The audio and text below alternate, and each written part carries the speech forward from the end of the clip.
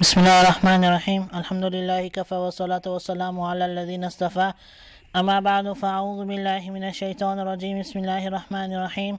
عن عمر رضي الله تعالى عنه قال بيننا نحن جلوس عند رسول الله صلى الله عليه وسلم إذا تلا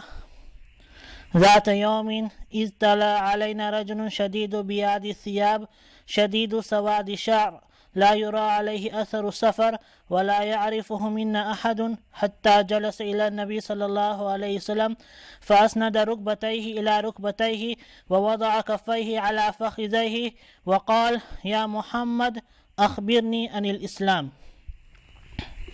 میرے محترم دوستو، بزرگوں اور عزیز ساتھیوں، سننے والے ماں اور بہن، السلام علیکم ورحمۃ اللہ وبرکاتہ۔ یہ حدیث جبرائیل ہے جس کو ہم چند ہفتوں سے بیان کر رہے ہیں۔ یہ 11واں ہفتہ ہے،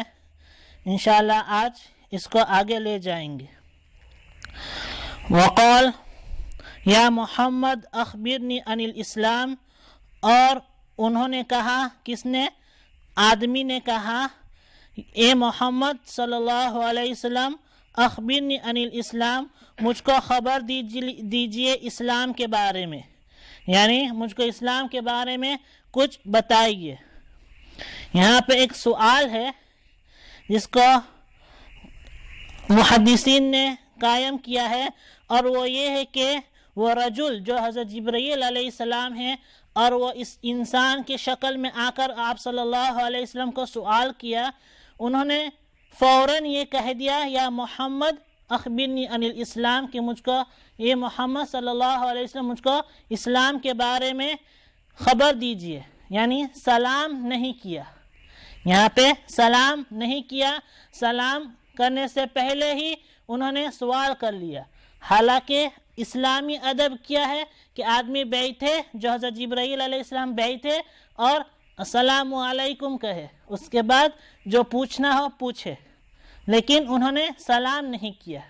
حالانکہ حضور اکرم صلی اللہ علیہ وسلم نے سلام کے بارے میں کتنی احادیث نقل کیا، یہاں تک کہ انس رضی اللہ تعالی عنہ قال رسول اللہ صلی اللہ علیہ وسلم یا بنی اذا دخلت على اہلک فسلم فیکون برکتا علیہ وعلی اہل بیتک۔ حضرت انس رضی اللہ تعالی عنہ فرماتے کہ حضور اکرم صلی اللہ علیہ وسلم نے فرمایا یا بنی، اے پیارے بیٹے، یعنی حضرت انس رضی اللہ تعالی عنہ ابھی چھوٹے تھے تو حضور اکرم صلی اللہ علیہ وسلم نے فرمایا اے پیارے بیٹے، یا بنی اذا دخلت علی اہلک، جب تم اپنے اہل خانہ کے پاس داخل ہو، یعنی اپنے گھر والوں کی طرف جاؤ، تو فسلم تو ان کو سلام کرو، یعنی سلام سے شروع کرو، فیکون برکتا علیہ وعلی اہل بیتک، تو وہ تمہارے لیے، تمہارے اوپر برکت ہوگا اور تمہارے اہل خانہ پر، یعنی تمہارے گھر والوں کے لیے بھی برکت ہوگا۔ دوسری حدیث میں ہے کہ حضور صلی اللہ علیہ وسلم نے فرمایا کہ اذا انتہى احدکم الی مجلس فیسلم، کہ جب کوئی شخص کوئی مجلس میں جائے، یعنی کوئی انکونس میں جائے، فیسلم، تو چاہیے کہ اس کو چاہیے کہ بیٹھ جائے، اس کے بعد سلام کرے۔ اور حضرت جبرائیل علیہ السلام جو کہ انسان کی شکل میں آئے، انہوں نے اس ادب کو چھوڑ دیا، یعنی انہوں نے سلام نہیں کیا۔ تو کیا وجہ ہے کہ انہوں نے سلام نہیں کیا؟ کیا وہ نہیں جانتے تھے کہ حضور اکرم صلی اللہ علیہ وسلم نے سلام کے بارے میں اتنی تاکید کیا؟ یعنی تو یہ اس کا جواب یہ ہے کہ دوسرے حدیث میں ہے، یعنی جو حدیث کو اور طویل اور ایت خبریت بیان کیا گیا ہے، اس میں ہے کہ انہوں نے حضرت جبرائیل علیہ السلام نے سلام کیا ہے، جس کو امام ابو داؤد رحمۃ اللہ علیہ اور امام نسائی رحمۃ اللہ علیہ نے نقل کیا، تو اس میں سلام کا لفظ ہے، اس میں سلام کا لفظ ہے کہ انہوں نے وہ آئے اور انہوں نے سلام کیا، انہوں نے اس کے بعد کیا کیا؟ اس کے بعد سوال شروع کیا۔ اس میں ایک بہت بڑی بات یہ بھی ہے کہ احادیث کے بارے میں اور قرآن کے بارے میں اور احادیث کے بارے میں کہ ہم کو صرف ایک ہی کتاب سے حدیث لے کر کے اس کو سمجھنا اور یہ کہنا کہ صرف اسی کتاب کو ہم لے کر کے سمجھیں گے اور یہی کتاب صحیح ہے، تو جو شخص یہ کہتا ہے وہ شخص جان لینا کہ وہ شخص ایک جاہل انسان ہی ہو سکتا ہے، وہ عالم کبھی نہیں ہو سکتا،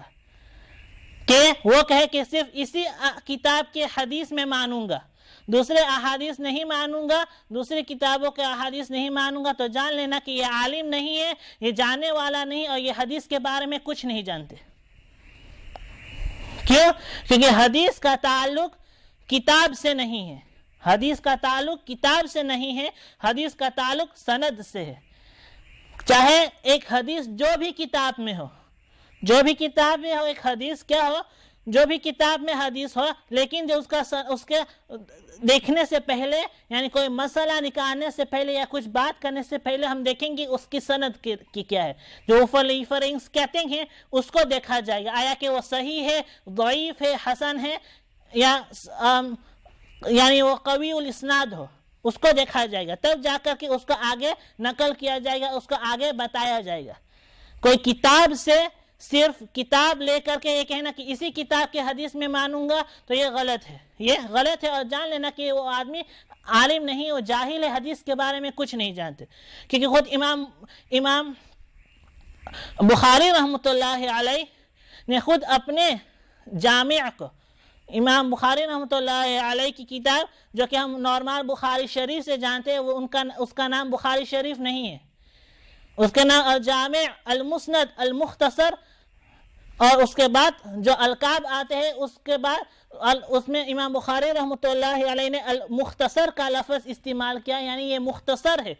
مختصر یہ تھوڑا سا ہے جو میں نے نقل کیا ہے، یہ کیا ہے؟ تھوڑا سا ہے جو میں نے نقل کیا ہے۔ تو اس میں ہو سکتا ہے کہ بعض لوگ یہ کہے کہ کیونکہ امام بخاری رحمۃ اللہ علیہ نے اپنے شرط کے مطابق، اپنے فرعیستہ کے مطابق، اپنے فورواردہ کے مطابق حدیث نہیں پایا، اس لیے انہوں نے اس کتاب میں نقل نہیں کیا، حالانکہ یہ غلط ہے، یہ بھی غلط ہے، کیونکہ خود مسند حاکم جو ہے اس میں المسند فی صحیحین، المسند فی صحیحین وہ ایک حدیث کی کتاب ہے جو انہوں نے امام حاکم رحمۃ اللہ علیہ نے تمام احادیث کو جس کو امام بخاری رحمۃ اللہ علیہ نے چھوڑ دیا اور امام مسلم رحمۃ اللہ علیہ نے چھوڑ دیا، اس کو جا کر کے نقل کیا اس کے شرائط کے مطابق، اس کے فرعیستہ کے مطابق، یعنی جو احادیث امام بخاری رحمۃ اللہ علیہ کے فرعیستہ کے مطابق چل رہا تھا، اس کو امام حاکم رحمۃ اللہ علیہ نے اپنی کتاب میں بھی جگہ دیا، جس کو امام بخاری رحمۃ اللہ علیہ نے اپنے کتاب میں جگہ نہیں دیا، یعنی اس کو نقل نہیں کیا۔ معلوم چلا کہ کتنے احادیث بھی ہے، کئی احادیث بھی جو امام بخاری رحمۃ اللہ علیہ نے خود چھوڑ دیا ہے تاکہ اس کی کتاب موٹی نہیں ہو جائے، اور خود بخاری شریف میں تقریباً 4000 احادیث ہوں گے۔ تو صرف یہ کہہ لینا کہ اسی کتاب کو میں مانوں گا تو پھر یہ غلط ہے، یہ کیا ہے؟ غلط ہے، اور یہ ایک جاہلانہ طریقہ ہے جس کو اختیار کیا جاتا ہے۔ دوسری بات یہ ہے کہ میسا ایسے لوگ دین کے بارے میں بہت سارے باتیں کرتے ہیں، یعنی ان کا طریقہ یہ ہے کہ علماء جو ہے، جو عالم جو ہے، عالم اینکل فوت، جاننے والا علماء میر فوت، عالم کے میر فوت علماء، تو علماء کرام جو ہے وہ غلط باتیں کہتے ہیں، غلط باتیں یعنی بیان کرتے ہیں، یا ان کا طرز جو ہے غلط ہوتا ہے، ان کا وہ کئی چیزیں چھوڑ دیتے ہیں، ان کا اعتراض یہی ہے، اور وہ کیا کرتے ہیں؟ جا کر کے کوئی قرآن کی تفسیر یا قرآن کا ترجمہ یا حدیث کی تفسیر یا حدیث کا ترجمہ پکڑ کے کیا کر لیتے ہیں؟ اس میں بحث شروع کر دیتے ہیں۔ اس بحث کا طریقہ جو ہے یہ ہمارے سلف میں نہیں گزرا، یعنی کوئی شخص بحث نہیں کیا، لیکن جب بحث ہوا ہے تو فرقہ باطلہ ہی کے اوپر ہوا ہے۔ دوسرا ہے کہ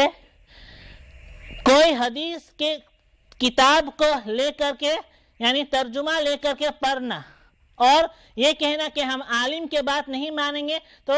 ایسے شخص کو کہا جائے گا کہ یہ بھی بے وقوف ہے۔ کیوں؟ کیونکہ قرآن ہے، قرآن عربی زبان میں، حدیث عربی زبان میں، اور جب تم ترجمہ لے کر بیٹھو گے، قرآن کی ترجمہ لے کر بیٹھو گے، حدیث کے ترجمہ کو لے کر کے بیٹھو گے، تو ترجمہ کرنے والا کون ہوگا؟ عالم ہے، یہ عالم ہی ہوگا ترجمہ کرنے والا، مانا کہ تمہارا بنیاد اور فنڈامنٹ ہی ایک عالم گزرا، تمہارا بنیاد اور فنڈامنٹ ہی عالم ہے تمہارا. تو جب تم بخن ہی سے عالم کو مان رہے ہو تو پھر آگے کیوں نہیں مان رہے ہو؟ جب تم عالم کا ترجمہ ایکسیپٹ کر رہے ہو تو اسی عالم کے بات کو کیوں ایکسیپٹ نہیں کر سکتے؟ جو وہ مسئلہ بیان کرتا تھا اس کو کیوں ایکسیپٹ نہیں کر سکتے؟ تو کیا ہے؟ تو یہ شخص کیا ہے؟ اس کو کہا جاتا ہے دین کے نام لے کر کے لوگوں کو گمراہ کرنا، دین کے نام لے کر کے اپنے ہی چیزیں کو نیا بنا کر کے لوگوں کو گمراہ کرنا، اس کا نام ہے. اور یہ بہت ہو رہا ہے. یہ کیا ہو رہا ہے؟ بہت ہو رہا ہے ہمارے زمانے میں. دوسرا ہے کہ اللہ رب العزت نے اور حضور اکرم صلی اللہ علیہ وسلم نے علماء ہی کو دین کا وارث بنایا ہے، یعنی علماء ہی کو دین کے بارے میں دین کا علم نصیب کیا ہے اور اس کو ذمہ دار بنایا ہے دین کے علم کے بارے میں. خود حضور اکرم صلی اللہ علیہ وسلم نے فرمایا کہ ان مثل العلماء کمثل النجوم، کہ علماء کی مثال جو ہے، علماء کے فوربیت ہے کمثل النجوم فی السماء، جس طرح نجوم ہوتا ہے، ستارے ہوتے ہیں، اسٹار ہوتے ہیں، فی السماء آسمان میں، یہتدی بہا فی ظلمات البر والبحر، جس کے ذریعے سے خشکی یعنی زمین پر بھی اور پانی پر بھی انسان کیا کرتا ہے؟ یہتدی، ہدایت پاتا ہے، یعنی اس کو دیکھ کر کیا کرتا ہے؟ اپنے جہاں پہنچنا ہوتا ہے پہنچ جاتے ہیں. تو علماء جو ہے، علماء کی قدر بہت ضروری ہے. نتیجے لوگ ہوتے ہیں جو کہ غلط ہوتے، جو کہ صرف ایک نام کے عالم ہوتے ہیں، لیکن اس کا معنی یہ نہیں ہے کہ ہم ان کو چھوڑ دیں، لیکن علماء کی قدر کرنے چاہیے. تو انشاءاللہ آگے اگر اللہ رب العزت نے چاہا تو پھر علماء کی اہمیت کے بارے میں آگے بیان کیا جائے گا. وآخر دعوانا الحمدللہ رب العالمین.